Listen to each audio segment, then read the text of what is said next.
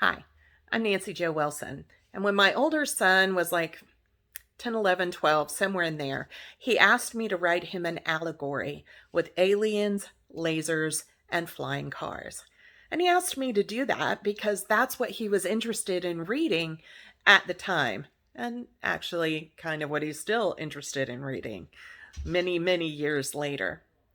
But I think as homeschool parents, we tend to think when we're choosing curriculum or choosing books for our children to read that they have to fit some kind of set box. They have to be these classics and they have to be, a specific way. And so we rarely look at modern literature or genre literature as a way to teach literary concepts.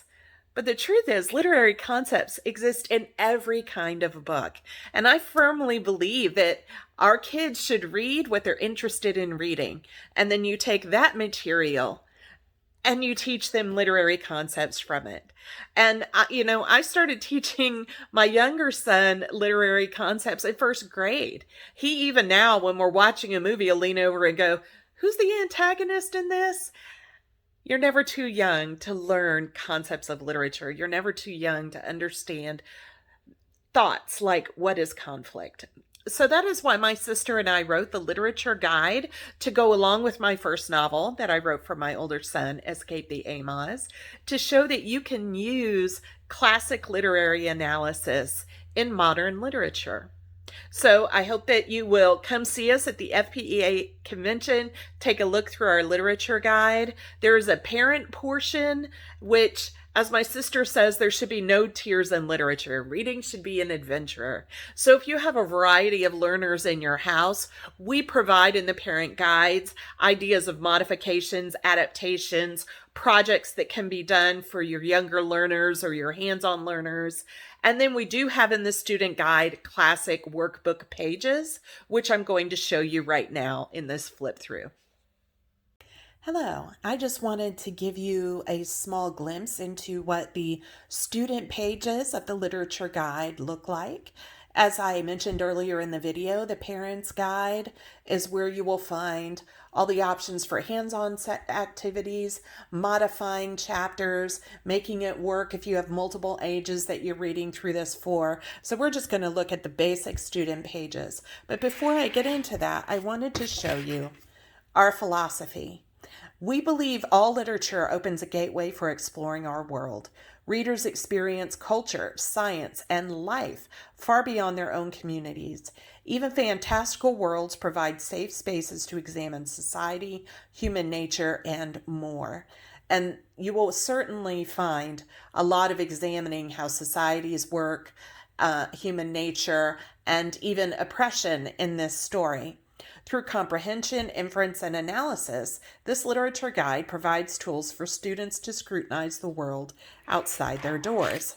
So, in the Escape the Amoz student pages, you first have the cover.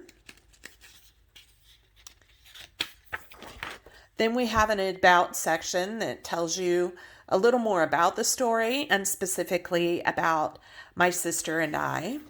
And then we have the table of contents. And as you will notice in the table of contents, it indicates which literary elements the students will be examining in that chapter.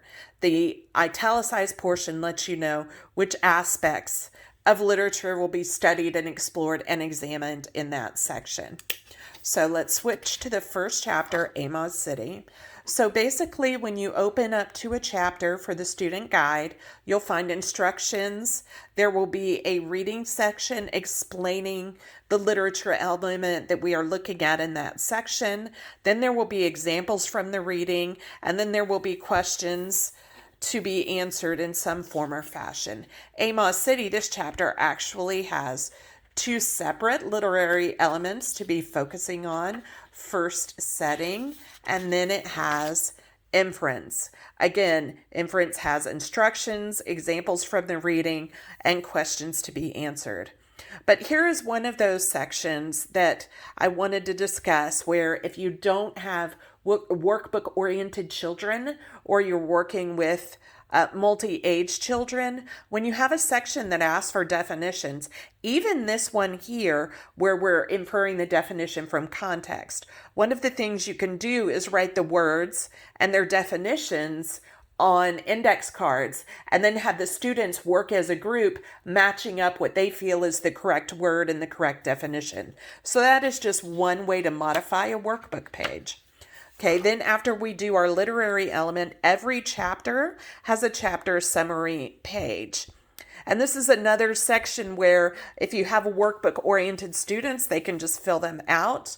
Or you have the option and opportunity to just discuss these orally after you read the sections aloud, or have the students throw out answers to the questions and have your workbook-oriented kid act as a recorder and write all the answers down. So again, you don't have to do workbook pages for your children, and that's another way that younger children can feel like they are part of the discussion.